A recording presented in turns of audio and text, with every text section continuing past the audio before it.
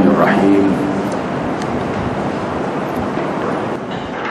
إن الحمد لله نحمده تعالى ونستعينه ونستهديه ونستغفره ونعوذ بالله من شرور أنفسنا ومن سيئات أعمالنا من يهده الله فلا مضل له ومن يضلل فلا هادي له أشهد أن لا إله إلا الله وحده لا شريك له وأشهد أن محمدا عبده ورسوله اللهم صل وسلم على نبينا وحبيبنا محمد وعلى آله وأصحابه ومن سار على نهجه إلى يوم الدين اللهم انفعنا بما علمتنا وعلمنا ما ينفعنا وزدنا علما أما بعد. Kita habiskan sikit lagi ayat 23. Minggu lepas tu tak habis lagi bahagian akhir.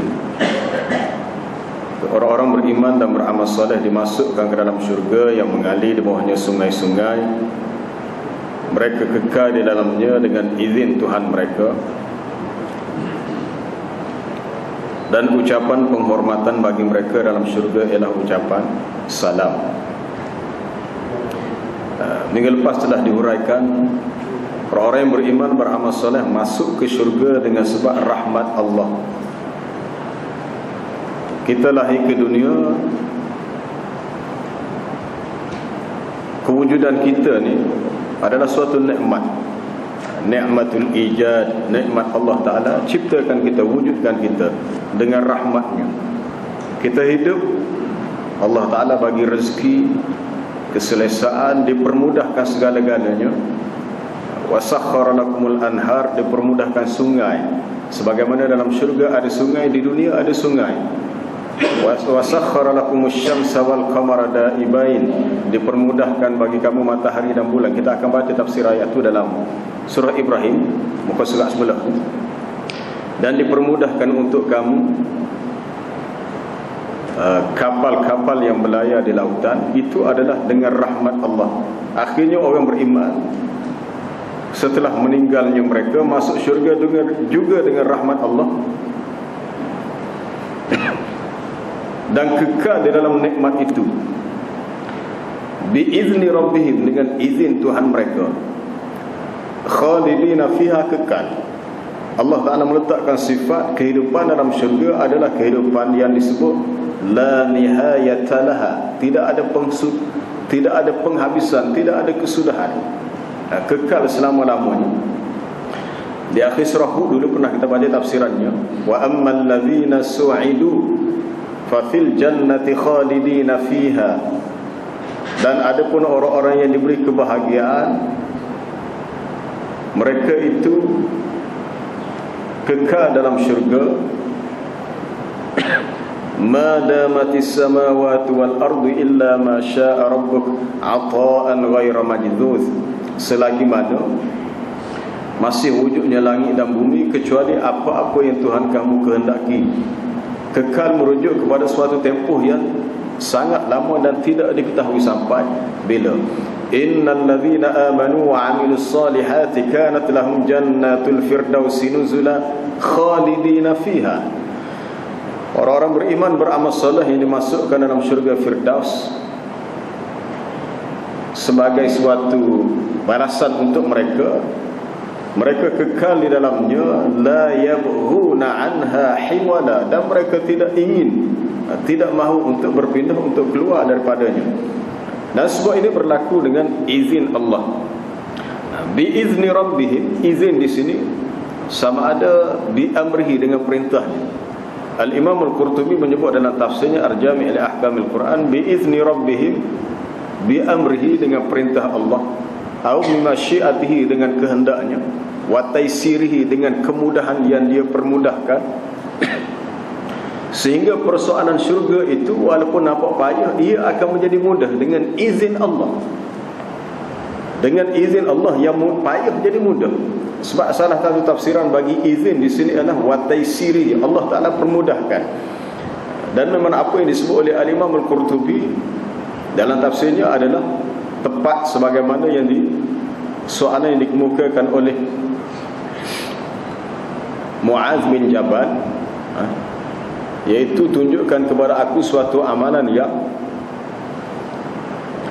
yang memasukkan aku dalam syurga dan menjauhkan aku daripada neraka. Lalu Nabi berkata, laqad sa'alta an 'azim, kamu telah bertanya suatu perkara yang hebat, perkara yang besar.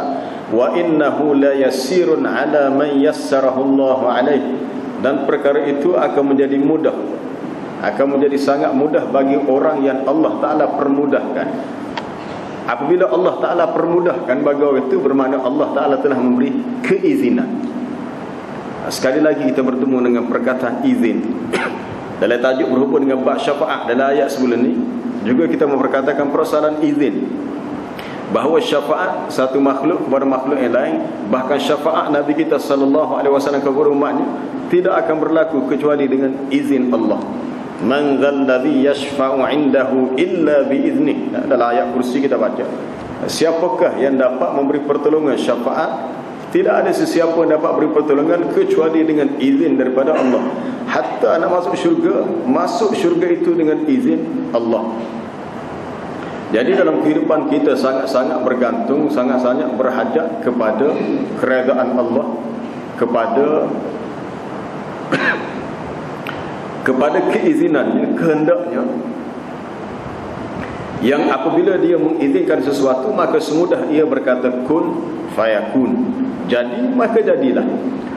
Tidak perlu kita bersedih atas sesuatu yang kita inginkan tapi tidak tercapai, kerana kita mengatakan Tuhan belum mengizinkan, Allah belum mengizinkan. Tidak perlu kita terlalu bergembira dengan sesuatu nikmat yang kita perolehi, kerana kita mengatakan nikmat itu sampai kepada kita dengan izin Allah. Jadi keizin ini ada kaitan dengan persoalan qada dan qadar, tapi tidak terlepas daripada hukum sebab dan musabab. Dengan sebab orang itu beriman, dengan sebab dia beramal soleh, maka Allah Ta'ala memasukkan ia ke dalam syurganya dengan rahmatnya, dengan izinnya. Dengan keizinan Allah, orang ini berhak mendapat rahmat, masuk syurga dengan sebab dia beriman dan dia beramal soleh. Persoalan iman, amal soleh, manusia boleh pilih. Manusia boleh pilih. Tapi ada persoalan-persoalan yang manusia tak boleh pilih. Dalam bab beriman manusia boleh. Wa qulil haqqu mir rabbikum, katakanlah yang benar itu daripada Tuhan kamu. Faman syaa'a falyu'min wa man syaa'a falyakfur. Sesiapa yang mahu beriman, biarkanlah dia beriman. Sesiapa yang mahu kafir, biarkanlah dia kafir atas pilihan dia. Tetapi sekiranya dia memilih keimanan, maka Allah Ta'ala dengan kuasa dan keizinannya akan memasukkan kita dalam syurga. Tapi sesiapa yang memilih kekufuran, maka Allah Ta'ala tidak mengizinkan orang itu masuk syurga. Jadi persoalan agama adalah persoalan yang kita tidak diberi keizinan tanpa ada dalil. Persoalan hukum hakam agama, persoalan dalam peraturan agama, Allah Subhanahu wa Ta'ala berfirman, a'udzubillahi minasyaitonir rajim, am lahum syuraka'u syara'u lahum minad dini ma lam ya'zam bihillah. Adakah mereka mempunyai syuraka, sekutu-sekutu, puak-puak lain yang boleh mensyariatkan bagi mereka daripada urusan agama perkara yang Allah Ta'ala tidak izinkan? Sekiranya manusia mahu untuk mereka-reka sesuatu dalam urusan agama yang asalnya tidak ada, yang asalnya tidak diajar oleh Nabi SAW, maka Allah Ta'ala bertanya, adakah mereka mempunyai pihak lain, orang lain yang boleh buat begitu, sedangkan ma lam ya'zam bihillah, Allah Ta'ala tidak beri keizinan. Apabila Allah Ta'ala tidak beri keizinan, maka dia tak boleh diubah, ataupun tidak boleh ditokok tambah, tidak boleh dikurangkan. Kita pernah bincang berhubung dengan persoalan akidah tauhid dan akidah syirik. Akidah tauhid yang dibawa oleh para nabi dan akidah syirik yang direka cipta oleh orang-orang yang sesat. Lalu mereka mengatakan kami sembah yang ini dengan tujuan untuk mendekatkan diri kepada Allah dengan sedekat-dekatnya. Lalu Allah Ta'ala memberi jawapan, perbuatan kamu itu ma anzalallahu biha min sultan. Allah Ta'ala tidak pernah menurunkan sebarang hujah untuk kamu buat begitu. Sultan di sini tidak ada burhan, tidak ada dalil. Apabila tidak ada hujah, tidak ada bukti, bermakna tidak ada keizinan daripada Allah. Allah Ta'ala tidak mengizinkan, maka ia dikira tidak sah untuk diperlakukan begitu kecuali ada keizinan. Apabila ada keizinan, baru hatta masuk syurga. Umat-umat terdahulu tidak diizinkan masuk syurga, sehinggalah umat Nabi Muhammad sallallahu alaihi wasallam dahulu masuk. Nabi-nabi yang terdahulu diharamkan masuk ke syurga, sehinggalah Nabi sallallahu alaihi wasallam masuk dahulu. Kerana Allah Ta'ala menetapkan peraturan begitu dengan izinnya, dengan kehendaknya. Sebab itu kita digalakkan untuk membanyakkan sebut kalimah apa? Insya-Allah. Insya-Allah ni bukan berjanji. Insya-Allah ni kita dalam bentuk menyandarkan urusan kerja buat kita dengan keizinan Allah. Mungkin seseorang kata aja selakai esok gini mah hamba buat makan sikit, buat apa dia, buat jamu. Kita berkata insya-Allah. Kalau tak ada apa-apa, insya-Allah saya akan pergi, insya-Allah. Kita bukan berjanji. Tetapi dalam kaedah agama, apabila kita menyatakan keinginan untuk buat sesuatu esok, lusa, minggu depan, maka kata-kata kita perlu berlapik. Berlapik itu sebut insya-Allah. Wala taqulanna li syai'in inni fa'ilun dzalika ghadan illa an yasha Allah. Janganlah kamu mengatakan sesuatu yang kamu akan buat benda tu esok kecuali kena sebut insya-Allah. Bila sebut insya-Allah bermakna kita meletakkan pergantungan kepada keizinan Allah. Kalau Allah Ta'ala izinkan, kita boleh buat. Kalau Allah Ta'ala tidak izinkan, maka tidak akan berlaku. Justru itu oleh kerana besar ni kita menyandarkan keizinan itu kepada Allah, kehendak kita itu kepada Allah. Maka dalam bab sumpah kalau seseorang itu bersumpah, dalam sumpah itu dia sebut insya-Allah, maka kalau dia melanggar sumpah, dia tidak perlu bayar kifarah. Ada dalam hadis begitu, dia tidak perlu bayar kifayah. Walaupun orang yang bersumpah, kalau dia melanggar sumpah, fakaffaratuhu it'amu 'asharati masakin, kifarahnya dia perlu beri makan 10 orang miskin, ataupun kiswatuhum, beri pakaian, atau merdekakan seorang hamba, ataupun berpuasa 3 hari. Tetapi semua denda-denda tadi terbatal apabila dalam sumpah tu dia mentaklikkan dengan insya-Allah. Besarnya pengaruh insya-Allah, iaitu menyebut sesuatu akan berlaku dengan izin Allah. Sebab tu orang yang ada akidah tauhid, dia akan melihat Allah Ta'ala dalam semua gerak kerja dia, tidak akan terlepas daripada Allah. Bila sakit, ya sakit ini daripada Allah. Kalau kita ikhtiar untuk cari ubat sebagainya, kita akan sembuh dengan izin Allah. Kita berikhtiar cari ubat, jumpa doktor, jumpa apa-apa sahaja ikhtiar, ya kita mengatakan usaha kita ni akan berhasil sekiranya Allah Ta'ala mengizinkan. Kalau seseorang itu hanya meletakkan kepada usahanya dengan melupakan kepada kudratullah, kuasa Allah, di mana letaknya akidah tauhid. Kalau kita pandai menego siapa kita kaya, kita mengatakan rezeki kita murah, ya dengan izin Allah. Kita belajar kita cuba faham, kita cuba hafal, cuba ingat, semua itu berlaku dengan izin Allah. Kalau bukan dengan izin Allah, sepatah ayat kita tak ingat. Tak sekata nak ingat 2-3 juzuk, 30 juzuk, satu ayat kita tak ingat. Tetapi dengan izin Allah, Allah Ta'ala mengizinkan dengan mudah, kita boleh ingat. Alhamdulillah, ini suatu nikmat, suatu rahmat daripada Allah. Bagaimana Allah Ta'ala memberi kemudahan bagi kita untuk belajar Quran. Walaqad yassarnal Qur'ana lidzikri fahal min muddakir. Sesungguhnya kami telah permudahkan bagi kamu Al-Quran, adakah sesiapa yang mahu mengambil pengajaran daripadanya? Allah Ta'ala telah memberi keizinan bahawa Quran ni kalau ngaji mudah. Tetapi oleh kerana kita tidak mahu mengambil jalan untuk belajar, maka keizinan Allah itu terabai. Ada dia bagi dah. Kalau kita naik kereta nampak dah lampu tu dah hijau. Kita melihat lampu sudah hijau, tapi kita tidak terus pergi ke depan. Bermakna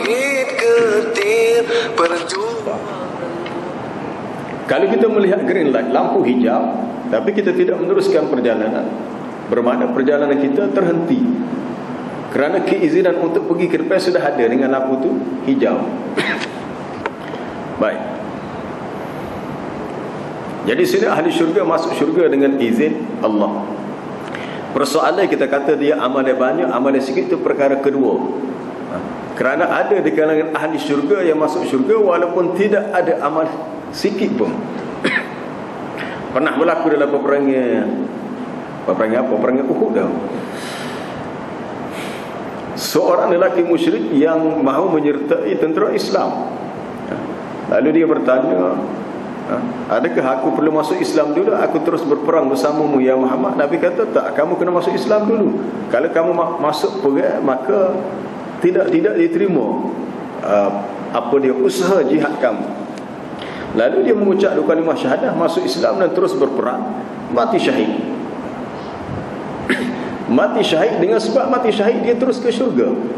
Lalu Nabi berkata, ada pun orang ni amila qalilan wa ujira katsiran. Amalannya sedikit, perang saja je. Tak pernah puasa, tak pernah solat, tak pernah ke Mekah buat haji. Masa tu pun haji belum wajib lagi. Haji tahun akhir dah. Walaupun amalan sedikit tetapi diberi pahala yang banyak. Kita kata kenapa ini berlaku? Inilah rahmat Allah dengan izinnya. Walaupun orang itu tak pernah solat satu waktu, tapi dengan izin Allah, sebab dia mati syahid, masuk syurga. Dan kita tidak boleh pertikai soal kita kata, kalau kita banyak semaya, boleh jamin masuk syurga. Orang ni tak pernah semaya, masuk Islam, orang mati syahid itu masuk syurga. Syurga neraka bukan kerja kita. Dosa pahala Allah Ta'ala tentukan, kita yang pilih. Tetapi semua itu berlaku dengan izin Allah. Kalau kita ikut laluan yang betul, maka tidak ada sebab untuk Allah Ta'ala tidak mengizinkan kita menjadi ahli syurga. Jadi ini berlaku dengan izin Allah. Seorang kanak-kanak Yahudi di Madinah, budak Yahudi ini rapat dengan Nabi SAW, walaupun dia Yahudi, tapi dari segi persahabatannya dengan Nabi sangat rapat. Satu hari budak ini jatuh sakit dan Rasulullah pergi menziarahinya, sehingga baginda memujuknya supaya aslim taslam, Islamlah, kamu akan selamat. Oleh kerana budak ni masih muda, lalu dia melihat kepada bapanya, seakan-akan minta izin. Adakah bapaku mengizinkan aku ikut arahan Nabi untuk masuk Islam sebelum mati? Lalu ayah dia kata, ati' Abul Qasim, kamu taatlah kepada Abul Qasim. Itu satu laqab atau kunyah bagi Nabi kita, Abul Qasim. Oleh kerana ayah dia beri keizinan kepada anak dia, ayah dia Yahudi, anak dia Yahudi, beri keizinan untuk mengucap dua kalimah syahadah sebelum mati, maka dia pun sebut dua kalimah syahadah, lepas tu tak lama mati. Lalu Nabi kata, alhamdulillahilladzi, segala puji bagi Allah yang telah anjahu minan nar, yang telah menyelamatkan ia daripada neraka. Kenapa ini berlaku? Izin Allah. Ini semua berlaku dengan izin Allah. Sebab itu apa sahaja peluang untuk kita sebarkan kebaikan, kita kena buka, jangan sekat. Sebab rahmat Allah Ta'ala sangat luas. Apabila seseorang mendapat rahmat Allah, maka sangat mudahlah dia mendapat keizinan Allah untuk ke syurga. Untuk ke syurga. Kalau kita bertemu dengan seseorang yang dihukum dengan sebab dia bersalah, saat akhir sebelum dia mati, kalau kita boleh tolong dia mengucap ajar, walaupun kita tahu sepanjang hayat dia jahat, sebab kita tidak tahu, boleh jadi akhir hayat dia, sebelum nyawa sampai ke sini dia masih, kita tak tahu masa tu nyawa di sini dah ke atau jauh lagi ke, tapi dia sakit. Dan kesakitan dia tu boleh jadi 80% dia akan mati.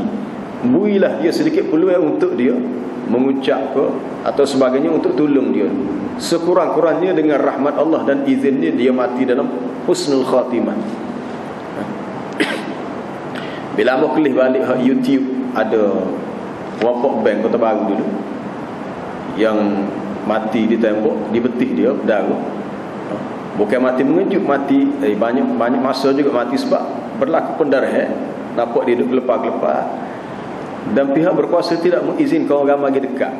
Sekurang-kurangnya saat-saat dia sakit tu bui air sikit, sebab orang nak mati ni dia dahaga, dia haus. Bui air ajar mengucap, walaupun pernah dia buat salah, dia telah banyak melakukan kesalahan, tetapi rahmat Allah Ta'ala tidak pernah putus daripada hambanya. Kalau kita baca dalam hadis Sahih Bukhari, kisah seorang lelaki Bani Israel yang telah membunuh 99 orang lelaki. Bukan sikit, 99 orang. Tapi sebelum dia meninggal telah timbul niat untuk dia bertaubat. Akhirnya dia dimatikan dengan cara yang baik kerana niatnya. Ini semua berlaku dengan rahmat Allah dan izinnya. Dan begitu juga dalam bab masuk ke syurga. Baik, tahiyyatuhum fiha salam. Ucapan penghormatan alu-aluan bagi mereka dalam syurga.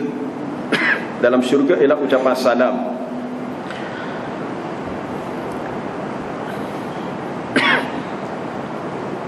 Ucapan salam ini ditemui di mana-mana sahaja. Tahiyyatuhum yawma yalqawnahu salam. Bukan sahaja dalam syurga, sebelum masuk syurga. Hatta idza ja'uha wa futihat abwabuha wa qala lahum khazanatuha salamun alaikum tibtum fadkhuluha khalidin. Apabila ahli syurga dibawa ke syurga dalam bentuk apa dia? Zumar. Zumar ni maknanya zumrah, berduyun-duyun ramai, berkumpulan-kumpulan. Apabila sampai ke pintu syurga, lalu berkatalah malaikat yang menjaga pintu syurga, salamun alaikum, sejahtera ke atas kamu. Kerana ucapan bagi ahli syurga adalah ucapan salam. Salam bukan ucap sahaja salam, memang salam sungguh. Salam dengan maksud sentiasa dalam keadaan selamat, selamat, selamat. Dia berbeza dengan alam dunia yang lebih bersifat bercampur. Ada tempat selamat, ada tempat tak selamat. Tempat selamat, tempat tak selamat. Tapi dalam syurga semuanya selamat. Cuma kita nak selamat di dunia, kaedahnya kita kena sentiasa minta pertolongan dengan Allah, baca doa supaya kita selamat. Tetapi kalau Allah Ta'ala tidak izinkan ni, kenapa ya? Kalau Allah Ta'ala tidak izinkan, dengan izin dia juga akan berlaku juga sesuatu yang kita tidak inginkan. Kita tak rasa tapi berlaku juga. Kita keluar daripada rumah, kita baca bismillahilladzi la yadur ma'asmihi syai'un fil ardi wala fis sama', dengan nama Allah yang mana tidak ada sesuatu pun yang di langit yang di bumi boleh mendatangkan mudarat, dengan izin Allah. Tapi kalau Allah Ta'ala kehendaki, dengan izinnya juga berlaku juga. Lepas tu kita kata doa kita baca, doa kita baca, tapi kalau Allah Ta'ala mengizinkan doa itu menjadi sebab tidak berlaku mudarat, maka tak berlaku. Tapi kalau Allah Ta'ala tidak mengizinkan, walaupun baca doa 10 kali pun berlaku juga. Atas kehendaknya, sebab kehendak Allah Ta'ala mengatasi kehendak kita. Wa ma tasha'una illa an yasha' Allahu rabbul alamin. Tidaklah kamu menghendaki sesuatu melainkan ia adalah sesuatu yang Allah Ta'ala kehendaki, mengatasi kehendak kamu. Kehendak Allah Ta'ala mengatasi kehendak kamu. Ucapan bagi mereka adalah ucapan salam. Ini banyak kita jumpa dalam beberapa ayat. Dalam surah Yasin pun ada juga. Salamun qawlan mir rabbir rahim. Ucapan bagi ahli syurga adalah ucapan salam sebagai suatu kata-kata daripada Tuhan yang bersifat ar-rahim. Wa yulaqqawna fiha tahiyatan wassalama. Mereka akan disambut dalam syurga dengan ucapan penghormatan, ucapan alu-aluan dan juga ucapan salam. Innal muttaqina fi jannatin wa uyun. Orang-orang bertakwa berada dalam syurga yang terdapat di dalamnya sumber mata air yang mengalir. Udkhuluha bisalamin aminin. Masuklah kamu dalam syurga dengan salam, dengan sejahtera, dengan selamat dan aman, damai. Yang kita nak dalam hidup kita adalah sejahtera, selamat. Selamat dan selamat.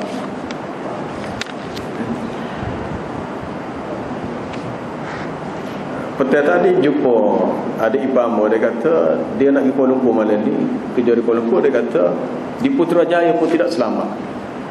Kita ingat kau maksud dia hak kes sebelum pilihan raya ada seorang pegawai imigresen yang ditembak tu. Tak, dia kata banyak berlaku kes penculikan. Dia kata di Putrajaya ramai budak-budak sekolah klik pakai ilang gitu, dicolek, kemungkinan akan dibunuh dan diambil organ dalaman untuk jual. Memang kira tak ada lah, kira mati tu. Kita kira Putrajaya tu hebat dah, tapi pun tak selamat juga. Mungkin cerita ni tak ada dasar khabar, tapi cerita tu berdasarkan apa dia, pengalaman dia, sebab dia banyak bekerja di kawasan tu. Dia kata tidak selamat. Kita di Kelantan pun boleh tentu lagi kita kata selamat. Sebab adalah sebab sifat dunia ni mana-mana tidak ada jaminan untuk selamat kecuali keselamatan itu daripada Allah. Tapi setiap hari kita minta dalam solat, dalam tahiyat kita baca assalamu alayna wa ala ibadillahis salihin. Salam, selamatlah, sejahteralah ke atas kami dan ke atas hamba-hamba Allah yang soleh. Kita masuk ke rumah pun kita minta untuk memulakan dengan salam. La tadkhulu buyutan ghayra buyutikum hatta tasta'nisu wa tusallimu ala ahliha. Janganlah kamu masuk rumah yang bukan rumah kamu kecuali kamu minta izin dan beri salam. Hatta rumah kita sendiri, kata Nabi kepada Anas bin Malik, ya bunayya, idza dakhalta ala ahlik fasallim alaihim. Bila kamu masuk ke rumah kamu, berjumpa dengan keluarga, maka berilah ucapan salam. Walaupun dalam rumah tak ada orang pun, kita beri ucapan salam juga. Sebab apabila kita memberi salam kepada orang lain, bermakna kita memberi salam kepada diri sendiri. Dalam solat pun kita sudahi dengan bitaslim, dengan memberi salam.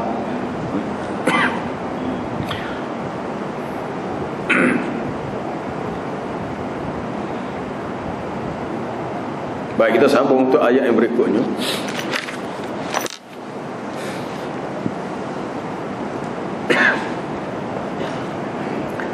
A'udzu billahi minasy syaithanir rajim.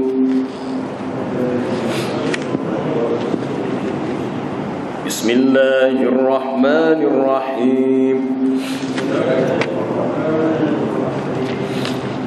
Alam tara kaifa daraballahu mathalan kalimatan tayyibatan kashajaratin tayyibatin asluha thabit.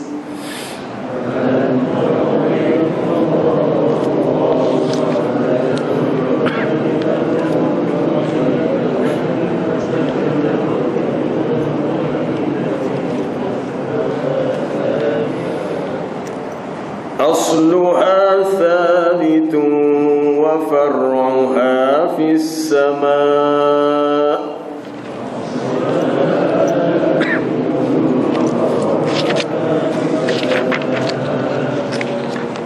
تؤتي أكلها كل حين بإذن ربها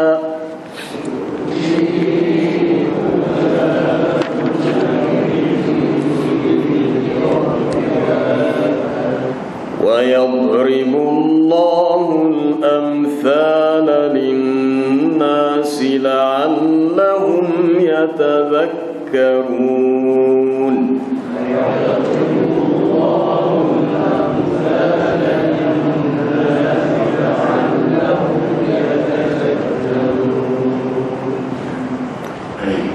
ألم تر كيف ضرب الله مثلا كلمة طيبة. Tidakkah kamu lihat, kamu perhatikan bagaimana Allah telah membuat perumpamaan kalimah yang baik. Maksud kalimah yang baik, kalimah thayyibah ni kalimah tauhid. Kalimah la ilaha illallah adalah kalimah tauhid, kalimah thayyibah yang diumpamakan seperti kasyajaratin thayyibah, seperti sebatang pokok yang baik. Asluha thabit, akarnya kuat. Kuat maknanya kuat dalam tanah. Wa far'uha fis sama', manakala cabangnya ataupun pucuknya apa? Bahasa Kelantan kata jula. Atas jula pucuknya, pucuk pokok itu menjulang naik ke langit. Tu'ti ukulaha kulla hinin bi izni rabbiha. Pokok itu, pohon itu menghasilkan buahnya pada setiap waktu dengan izin Tuhannya. Bila disebut pokok dalam ayat ini perbandingan. Ini perbandingan dalam bentuk jumlah tasbih. Kalau kita ngaji balaghah, jumlah tasbih. Kasyajaratin, ada tu tasbih pada kaf. Bukan bermakna kita perlu bayangkan ada pokok tu ada buah apa? Buah motel tu. Lalu kita kata tak ke buah motel berbuah sepanjang masa, kullahini, setiap ketika. Ini bukan persoalan buah yang berbuah tanpa musim. Ini persoalan kalimah tauhid. Wa yadribullahu al-amthala lin-nas la'allahum yatadhakkarun. Dan Allah Ta'ala membuat perumpamaan ini untuk manusia agar mereka selalu ingat, ya.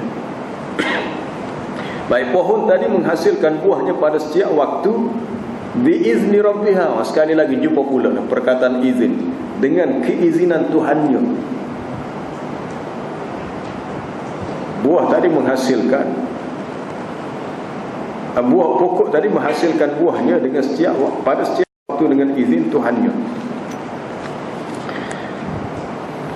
Ayat ini dimulakan dengan istifham, alam tara kaifa. Dan uslub yang sebegitu cukup banyak dalam Quran. Alam tara kaifa fa'ala rabbuka bi ashabil fil, alam tara kaifa fa'ala rabbuka bi 'ad irama dhatil 'imad, alam tara kaifa daraballahu, apa dia lagi, beberapa ayat yang lain. Dalam ayat ini, tidakkah kamu melihat, ditujukan khusus kepada Nabi kita sallallahu alaihi wasallam. Sebab tara tu khitab dia untuk sirah ifrat, untuk seorang. Tidakkah engkau melihat ya Muhammad bagaimana Allah Ta'ala membuat suatu masal, perumpamaan bagi kalimah tayyibah yang diumpamakan seperti pokok yang kuat akarnya. Seseorang yang yakin dengan kalimah tauhid, kalimah la ilaha illallah, bermakna seakan-akan dia telah membina sesuatu yang sangat kukuh dalam dirinya. Pokok yang kukuh ni, marilah ribut setara mana dia tidak akan cabut. Tapi kalau seseorang itu tidak kukuh kalimah tauhid dalam dirinya, dengan sebab dia sendiri tidak berusaha untuk mengukuhkannya. Kalau sekadar mengucap dua kalimah syahadah, tetapi ilmu yang diperlukan untuk menjadikan kalimah syahadah itu benar-benar kukuh, mudah faham. Kalau kita tanya pokok, kita tanya pun kita tinggal tak cara, tidak baja, tidak sebagainya. Mungkin sebelum sempat dia besar, dia akan terbalik atau mati. Apabila dia sudah besar, sudah kukuh, maka akarnya akan jauh dalam tanah, boleh cari sendiri dah sumber air. Apabila seseorang mempunyai hubungan yang kuat dengan Allah dari kalimah tauhid, maka tidak ada sebab untuk ia melakukan sesuatu yang boleh dikira melanggar kalimah tauhid. Nabi SAW memberi jaminan dalam hadis riwayat Imam Bukhari dan Muslim, apabila ditanya oleh Abu Sa'id Al-Khudri radhiyallahu anhu, ditanya oleh Abu Sa'id Al-Khudri, ditanya oleh Abu Hurairah, man as'adun nas bi syafa'atika yaumal qiyamah, siapakah orang yang paling bahagia dengan mendapat syafaatmu di hari kiamat? Kebanyakan manusia yang beriman akan dapat syafaat. Lalu sahabat bertanya, siapakah yang paling bahagia dengan syafaat itu? Maka Nabi menjawab, man qala la ilaha illallah muqinan, ataupun sidqan min qalbihi, sesiapa yang berkata la ilaha illallah dengan yakin ataupun dengan benar daripada hatinya, itulah orang yang paling bahagia dengan syafaatku. Kalimah la ilaha illallah yang diyakini dalam hati membolehkan seseorang itu mendapat syafaat, dan dia akan rasa bahagia. Walaupun kita nampak benda tu kecil, sekadar sebut mulut dalam hati. Keyakinan kepada la ilaha illallah, dia akan terbina apabila seseorang itu faham dua rukun yang terkandung dalamnya, ada rukun nafi dengan rukun isbat. La ilaha illallah, la ilaha illallah. Dalam bahasa Arab, kalau kita ngaji balaghah, kalimah la ilaha illallah dia masuk dalam bab al-qasru. Al-qasru apabila dia ada nafi, dia ada isbat dengan adatul istithna illa. Kecuali kalau didahului dengan kalau tidak didahului dengan nafi, maka al-maqsur alaihi dia tidak mansub, dia akan baca dengan bagi depan dia la ilaha illallah, nafi dengan isbat. Apabila adanya nafi la ilaha illallah, selain daripada Allah tidak layak untuk diberi sifat ilah, sifat Tuhan, maka semuanya adalah makhluk dan semuanya adalah hamba. Adapun sifat uluhiyah, sifat ketuhanan, hanya layak bagi Allah, pada zatnya yang maha agung, pada af'alnya, pada perbuatannya, pada sifatnya. Sifat-sifat ketuhanan hanya layak bagi Allah, sebab selain daripada Allah, ia bukan ilah. Walaupun ada di kalangan manusia menjadikan selain daripada Allah sebagai ilah. Masalah tempat kita bila terjemuh la ilaha illallah, kita hanya faham maksud tiada Tuhan yang disembah. Kita pun nampak maksud Tuhan disembah ialah tidak boleh kita rokok, sujud, semaya kepada yang lain selain daripada Allah. Sedangkan ilah sembah di sini luas. Luas, pengertian luas, tidak bab semaya saja. Dalam semua urusan kehidupan, pergantungan, permintaan, harapan, cinta, kasih sayang. Kita cinta kerana Allah, kita benci kerana Allah, kita memberi kerana Allah, kita menahan kerana Allah, kita membuat kerana Allah. Maka ia adalah perkara-perkara yang melengkapkan lagi kesempurnaan iman. Dan juga kalimah tauhid. Dalam hadis riwayat Abu Daud dan Muslim, man a'ta lillah wa mana'a lillah wa apa dia lagi, man ahabba lillah wa abghadha lillah faqad istakmala al-iman. Sesiapa yang memberi kerana Allah dan dia tidak memberi, dia menahan, menyekat pun kerana Allah, dia kasih dan cinta juga kerana Allah, dia marah pun kerana Allah, maka telah sempurnalah iman. Tapi kalau sekadar mengucap dua kalimah syahadah, hanya terjemah yakin apa dia, hanya tahu terjemahan la ilaha illallah, tapi tidak ada elemen-elemen tadi, tidak ada kriteria tadi dari sudut cinta kerana Allah, harap kepada Allah, apa dia lagi, tawakal kepada Allah, maka iman itu tidak kira sempurna. Sebagaimana pokok yang terbiak, kemungkinan mari pun terbalik.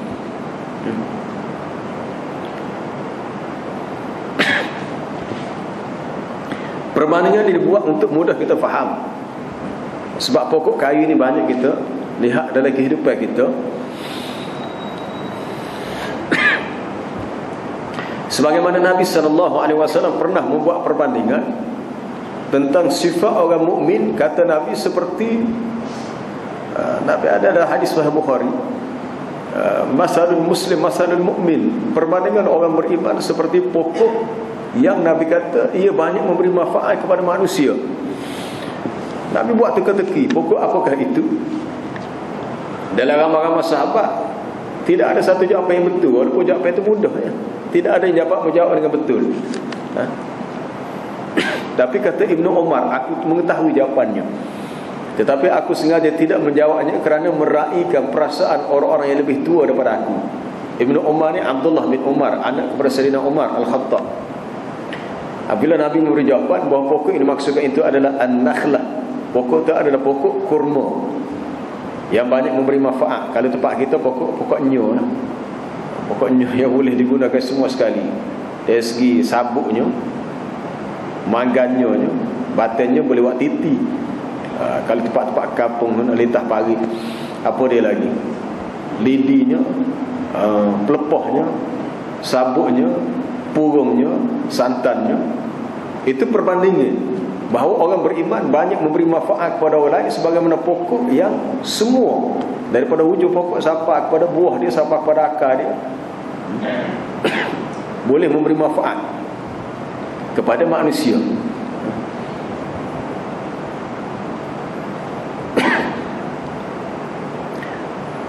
Perbandingan dengan pokok dari sudut tuhti ukulaha, ia boleh memberikan hasilnya kepada manusia dengan izin Tuhannya. Apabila kita terus yakin berpegang dengan kalimah tauhid dan meyakininya, maka buah daripada keimanan itu akan dapat dirasai oleh manusia yang meyakininya. Sebab tu iman ini dia ada halawah, ada kemanisan. Orang yang tidak sempurna iman, dia tidak akan merasai kelasan, tidak akan merasai kelazatan, dan tidak akan merasai kemanisan. Buah daripada keimanan yang dapat dirasai oleh orang itu kullahin, setiap ketika dengan izin Allah Ta'ala. Sekiranya seseorang itu berusaha untuk menjaga buah, menjaga pokok keimanannya supaya hasil yang baik diperolehi. Yakin kepada kalimah tauhid memberikan iman yang sempurna, iman yang kuat, iman yang ada halawah, ada kemanisan. Kita cendek mata setiap hari, kita akan dapat merasai rahmat Allah kepada kita, kasih sayang Allah kepada kita. Dia akan timbul perasaan kita akan mencintai semua yang Allah Ta'ala ciptakan, dan kita akan melihat kehebatan Allah, keindahannya pada alam yang dia ciptakan. Kita tidak sedar, kita berinteraksi dengan alam setiap hari. Segala keindahan yang kita lihat itu sepatutnya mendekatkan kita kepada Allah. Innallaha jamilun yuhibbul jamala. Sesungguhnya Allah Ta'ala itu indah dan dia sukakan keindahan. Ada dalam hadis Nabi. Kita mendengar sesuatu yang indah. Sebab itu kita baca Quran, kalamullah, Nabi suruh baca sedap. Kalau tak boleh baca sedap, cubalah tazyin, hiaskan suara kamu dengan Quran. Zayyinul Quran bi aswatikum. Quran itu kalamullah. Apabila dihiaskan dengan bacaan yang baik, maka akan bertambah keindahannya, kecantikannya. Apabila kita melihat sesuatu yang indah, maka kita menyebut subhanallah, maha suci Allah, kerana keindahan itu Allah Ta'ala yang ciptakan. Biasa kita tidak terpegun. Kalau kita biasa tengok, kita rasa tidak pelik. Tapi kalau kita jarang tengok, contohnya kita melihat sesuatu yang cantik dalam gambar, comelnya burung ni, comelnya rama-rama ni, padahal luar tengok sama dah, tapi tengok dalam gambar comel lagi. Itu hanyalah ilusi kita, pandangan mata kita. Apabila kita melihat sesuatu yang tidak pernah kita lihat keindahannya, maka sebenarnya kita semakin dekat dengan Allah. Apabila kita merasai keindahan itu, Allah Ta'ala yang menciptakannya. Melainkan orang yang tidak ada kalimah tauhid, ataupun orang yang telah buta hatinya. Di sini pentingnya kuatul iman. Kekuatan iman, sebagaimana pentingnya pokok yang kukuh tadi, yang tidak akan tumbang dilanda ribut, dan pokok itu pula subur boleh memberikan hasil pada setiap ketika. Ini perbandingan pokok dalam ayat ni untuk kalimah tauhid sebenarnya sangat sinonim dengan sifat syurga yang banyak dengan pokok.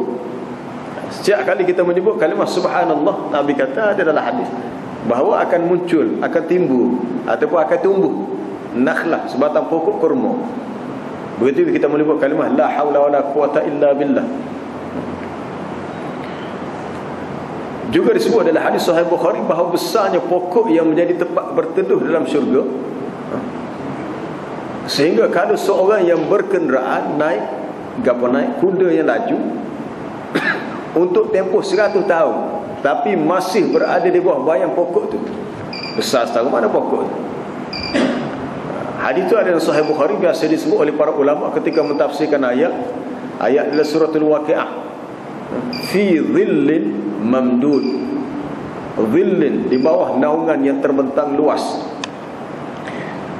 Apabila dalam ayat ni, ayat surah Ibrahim, Allah Ta'ala membandingkan kalimah tauhid seperti pokok. Cuba kita bayangkan, kalimah tauhid seperti pokok, seolah-olah orang yang kuat, mantap keyakinannya kepada la ilaha illallah, seperti dia sedang berteduh di bawah pokok. Bawah pokok, lepas tu bawah pokok tu bayangkan pula ada pula air dan sungai yang mengalir. Kita boleh imajinasikan, boleh bayangkan satu pemandangan yang sangat cantik. Bukan ada pula taman, ada pula pokok bunga. Pokok dia pokok yang induk, yang utama, dan ramai yang berteduh di bawah itu. Untuk kita membayangkan sesuatu yang sangat indah.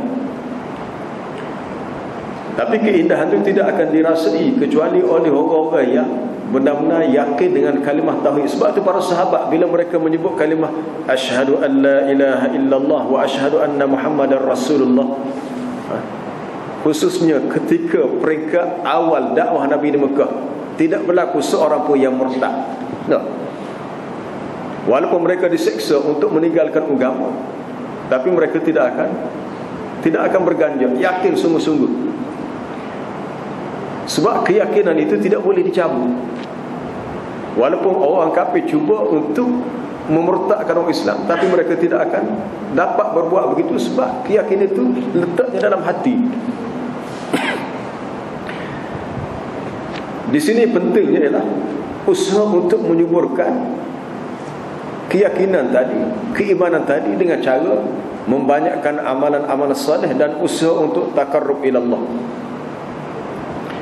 Dalam hadis Sahih Muslim, Nabi SAW bersabda berhubung dengan persoalan kalimah tauhid, Al-iman bid'un wa sittuna atau sab'un bid'un wa sab'una syu'bah. Iman itu ada 60 lebih atau 70 lebih cabang. Yang paling rendah sekali adnaha imatatul adza 'anit tariq. Tahap iman yang paling rendah adalah membuang perkara yang menyakitkan di jalanan. Kita jalan-jalan nampak ada ranting kayu, ada kaca, ada duri, kita pun buang tak tepi ataupun buang dalam bekas sampah. Mungkin kita lalu kita kata kita selamatlah, kita selamat, tapi orang yang ada iman paling rendah iman pun dia akan terfikir macam mana dengan orang lain. Sekurang-kurangnya kalau ada lubang kita ambil kayu buat tanda ada lubang. Maknanya kalau kereta motor lalu dia tidak akan jatuh dari lubang itu. Itu paling rendah. Adapun wa afdaluha yang paling afdal, paling utama adalah kalimah la ilaha illallah wal haya'u syu'batun minal iman. Sifat malu itu sebahagian daripada iman. Yang paling rendah membuang perkara yang menyakitkan di jalanan. Yang paling tinggi sekali kalimah la ilaha illallah. Manusia tidak akan selamat kecuali mereka mati dalam keadaan mereka yakin dengan kalimah la ilaha illallah. Sebab itu dalam hadis sahih Muslim juga, dalam bahagian mukaddimah berhubung dengan kitabul iman. Dalam sahih Muslim lepas mukaddimah berhubung dengan perkara-perkara pokok yang perlu difahami dari ilmu hadis, Imam Muslim meletakkan kitabul iman paling awal dalam sahih Muslim. Ada satu riwayat hadis berhubung dengan kisah kematian bapa saudara Nabi Abu Talib. Nabi SAW memujuknya supaya mengucap dua kalimah syahadah. Katanya, kul ya ammi kul la ilaha illallah. Wahai bapa saudaraku, kamu ucapkanlah kalimah la ilaha illallah, suatu kalimah yang aku boleh berhujah di sisi Allah supaya kamu tidak dimasukkan dalam neraka. Walaupun kamu tidak pernah buat apa-apa jenis ibadat, tapi sekurang-kurangnya kamu sebut la ilaha illallah. Dengan kata-kata itu kamu akan selamat. Ya. Tapi riwayat itu menyebut bahawasanya Abu Talib tidak menyebutnya juga. Tidak mengucap dua kalimah syahadah. Berdasarkan hadis sahih Muslim. Tapi ada setengah pendapat yang mendengar bermati-mati yang mempertahankan pendapat mengatakan Abu Talib mati dalam keadaan Islam. Berlaku kontradiksi. Wallahu a'lam, itu kena kaji riwayat. Tapi dalam sahih Muslim mengatakan Abu Talib tidak mati dalam keadaan Muslim. Ya. Cuma syahid daripada cerita itu ialah Nabi menyuruh bapa saudara dia sebut juga kalimah la ilaha illallah. Dan sehubungnya dengan peristiwa itu itulah ayat dari surah Al-Qasas. Innaka la tahdi man ahbabta walakinnallaha yahdi man yasha. Sesungguhnya engkau ya Muhammad tidak dapat memberi petunjuk kepada sesiapa yang engkau cintai, yang engkau kasihi. Allah Ta'ala memberi petunjuk kepada sesiapa yang dia kehendaki.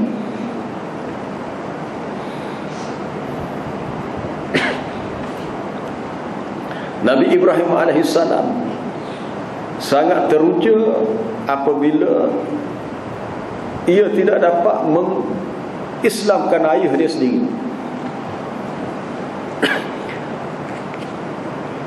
Sehingga dia berdoa supaya Allah Ta'ala memberi keampunan kepada bapanya, sebab dia pernah berjanji. Tapi sebenarnya beristighfar bagi orang musyrik tidak boleh, walaupun orang musyrik itu kaum kerabat sendiri.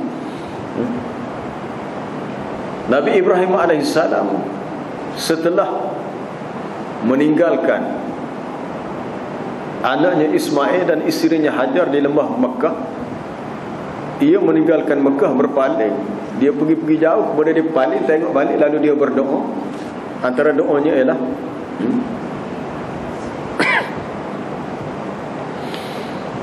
apa dia? Wa idh qala Ibrahim rabbi ja'al hadzal balada aminan wajnubni wa baniya an na'budal asnam. Ingatlah ketika Nabi Ibrahim berkata, wahai Tuhanku, jadikanlah Mekah ini negeri yang aman, jauhilah aku dan juga zuriatku, anak cucuku daripada menyembah berhala. Biarlah mereka hidup dalam keadaan benar-benar yakin dengan kalimah la ilaha illallah. Dan itulah juga wasiat yang dipesan oleh apa dia? Yang dipesan oleh Nabi Yaqub. Nabi Yaqub ni apa dia? Nabi Yaqub ni cucu kepada Nabi Ibrahim. Yaqub bin Ishaq bin Ibrahim. Nabi Yaqub bapa kepada Nabi Yusuf. Wa wassa biha am kuntum syuhada'a idh hadara Ya'qub al-maut idh qala li banihi ma ta'buduna min ba'di. Adakah kamu menjadi saksi, kamu ada bersama ketika Nabi Yaqub didatangi oleh kematian, lalu dia berpesan kepada anaknya, apa yang kamu akan sembah selepas aku pergi, sebab aku mati? Lalu mereka berkata, qalu na'budu ilahak, kami akan menyembah Tuhan yang kamu sembah wahai ayahandaku, kami akan menyembah Allah. Wa ilaha abaika Ibrahim wa Ismail wa Ishaq ilaha wahida. Itu Tuhan yang telah disembah oleh datuk nenek moyang kami, Nabi Ibrahim, Nabi Ishaq, Nabi Ismail. Dan Tuhan itu adalah Tuhan yang satu. Mana nak mati pun masih fikir masalah keyakinan kepada kalimah tauhid, kalimah la ilaha illallah, untuk dia tinggalkan wasiat itu kepada anak cucunya. Sebab tu kita dalam bab kehidupan kita ni, dalam urusan kehidupan kita, jangan kita fikir lebih kepada urusan dunia. Mungkin mati ni demikian, kalau aku mati sesak, anak aku nak makan apa? Allahu Akbar.